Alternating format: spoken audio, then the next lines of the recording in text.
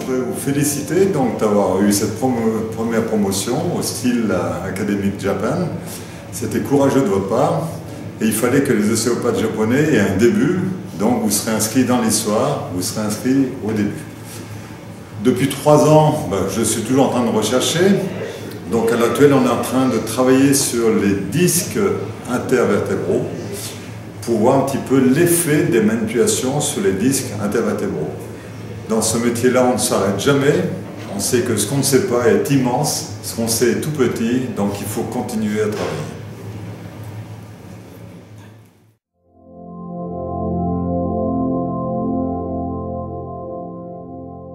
Je n'ai pas fait beaucoup de tourisme parce que je suis là pour travailler. Donc, si l'évolution, on voit que c'est un peu plus européen maintenant, notamment la tenue des gens.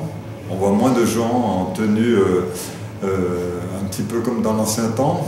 Les filles, on voit bien qu'elles sont européennes, avec des jupes, avec la manière de bouger. Donc, j'ai l'impression que votre pays se rapproche de l'Europe.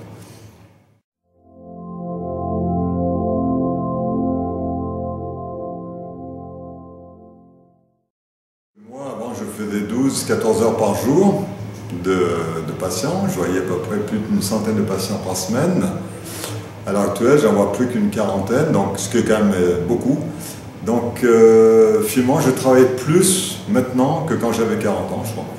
Donc plus au niveau de la recherche, plus au niveau des patients et plus au niveau des livres. Car, pour vous donner un exemple, depuis 3 mois, j'écris 3 livres à la fois, ce qui est considérable.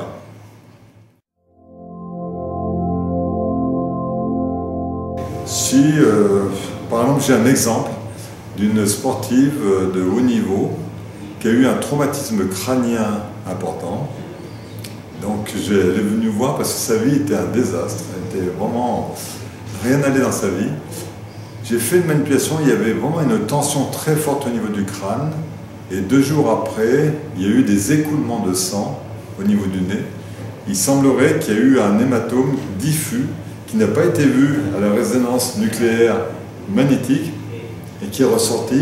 Et depuis, cette femme a une vie tout à fait différente. Elle se sent bien mieux, bien plus. Ça a été vraiment presque miraculeux. C'est pas tous les jours que ça arrive, mais ça m'a marqué quand même.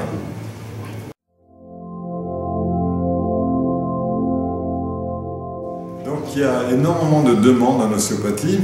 On refuse beaucoup de cours d'ailleurs. Et c'est l'Amérique du Sud qui demande beaucoup d'avoir des cours.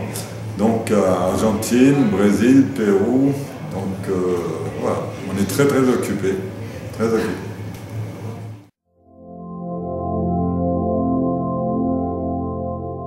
Aux États-Unis, ça n'a pas changé. Les ostéopathes ne font pas d'ostéopathie, à part 2% de la population ostéopathique. En Europe, il y a un mouvement très fort, même presque trop fort au niveau français. Il y a à peu près 28 000 ostéopathes en France, ce qui est considérable, énorme. Et c'est vrai qu'il y a une créativité qui est assez importante en Europe. Donc les choses bougent. On est vraiment surpris que l'ostéopathie soit aussi réputée, aussi célèbre. Donc c'est quelque chose qui n'est pas fini. Le monde devient de plus en plus ostéopathique, le monde entier.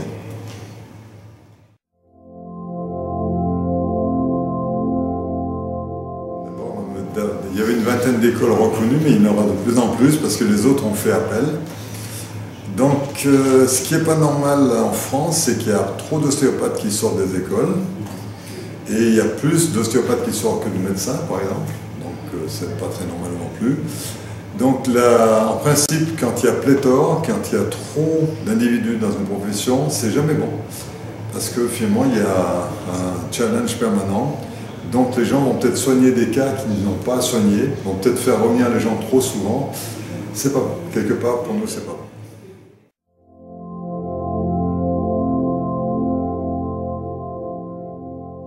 Donc le problème, c'est que c'est un point de vue japonais.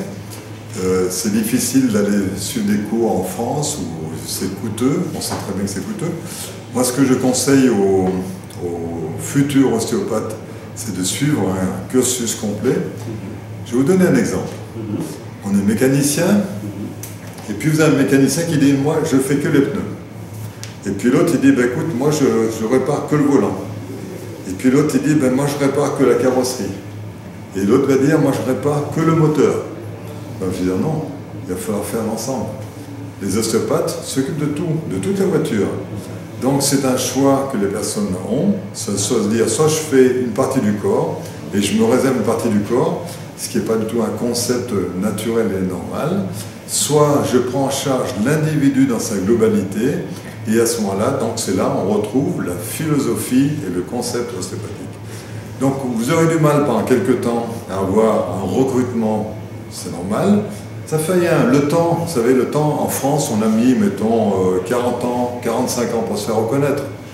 Vous, ça fait quand même pas longtemps, donc prenez un peu plus de temps. Les dentistes en France ont mis 70 ans pour se faire reconnaître.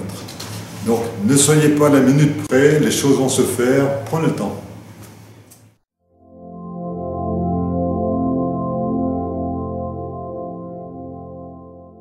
Bien sûr, le conseil, c'est d'abord d'écrire des mémoires sur ce que l'on aime. Parce que si on écrit un mémoire sur des choses dont on n'est pas passionné, ça ne marche pas. Ensuite, de faire des choses simples, de faire des choses très simples. Plus c'est compliqué, moins ça a d'intérêt.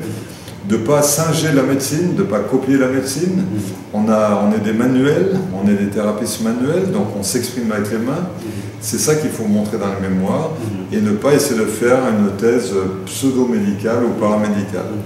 À ce moment-là, donc, on peut utiliser les patients que l'on soigne pour prouver des choses. On peut utiliser le Doppler pour faire un peu les ultrasons, des choses relativement simples.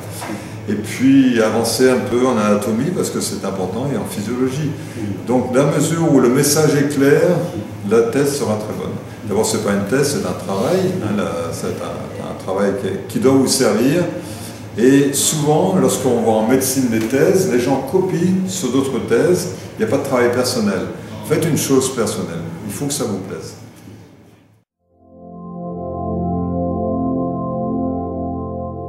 Donc, ouais, c'est plutôt 3 heures par semaine, ce qui est déjà aussi important.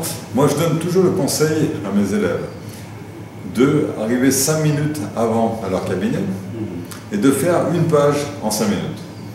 Et bien, à la fin de l'année, ils auront fait 250 pages d'anatomie, une seule page. Donc ça ne prendra pas beaucoup de temps. En fin de journée, on est trop fatigué pour faire ça, donc ça, on ne peut pas le faire. Moi, qu'est-ce qui me pousse? Moi, j'aime pas voir les gens souffrir, très honnêtement. C'est pas mon ego qui me pousse. C'est de dire, je peux aider les gens, donc il faut que j'aille un peu jusqu'au bout de moi-même.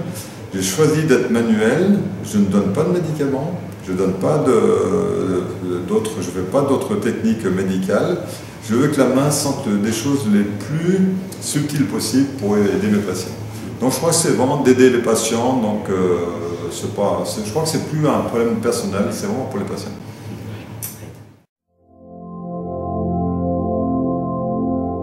Longue vie, et puis je vous souhaite beaucoup ça. C'est tellement un beau métier, c'est une chance inouïe qu'on a de faire ce métier, donc on est vraiment aidé de faire ce métier.